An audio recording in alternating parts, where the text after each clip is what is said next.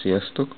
Concord videólejátszási képességeiről beszélnék pár mondatban, kezdve azzal, hogy kijelző az 800x480 pixel felbontású, amit először kevésnek tartottam, miután kipróbáltam 480p vagy a fölötti felbontású filmekkel, kifejezetten jónak tartottam.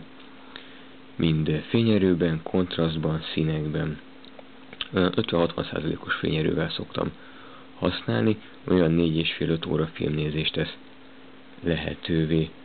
Egy hangszórója van hátul, ez inkább csak olyan szükségmegoldásnak tartanám, mert annyira nincs jó hangja, viszont oldalt van rajta egy normál méretű jack dugó, mivel normálisan lehet fülest használni, akár a gyárit is, aminek egész kellemes kis hangja van.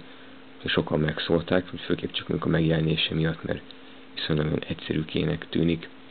HDMI kimenet nincsen rajta, ezt nagyon fontosnak tartom, mert én is azt hittem, hogy milyen jól meg leszek majd nélküle, de most, hogy ilyen jó vélemény alakult ki róla bennem, így most úgy érzem, hogy szükségem lenne rá, mert tévén is szívesen nézném. 512 meg a RAM van benne, ami akadásmentesen visz bármilyen felbontású filmet, akár 1080p vagy a fölöttit is.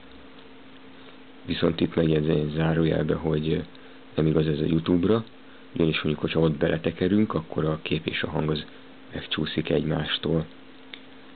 Lejátszás az úgy van, hogy ugye Xvid, MKV, DivX, H264, ezen népszerű formátumokat gond nélkül viszi. Ennek ellenére javaslom, hogy valamilyen videólejátszó szoftvert töltsünk le hozzá, mert helyenként a felirattal vagy a H264-es kódolással megbotlik a gép. Amit még észrevettem, és engem kifejezetten zavar, hogy mind a gyári, mind a letöltött lejátszók ugranak. Ezt úgy értem, hogy ha vége a filmnek, akkor automatikusan ráugrik a következőre, ami engem kifejezetten zavart. Nem tudom, hogy ezt ki lehet-e kapcsolni, vagy hogy lehet ezzel bármit kezdeni, de nekem egyelőre nem sikerült. Pillanatnyilag mást nem tudnék így erről mondani.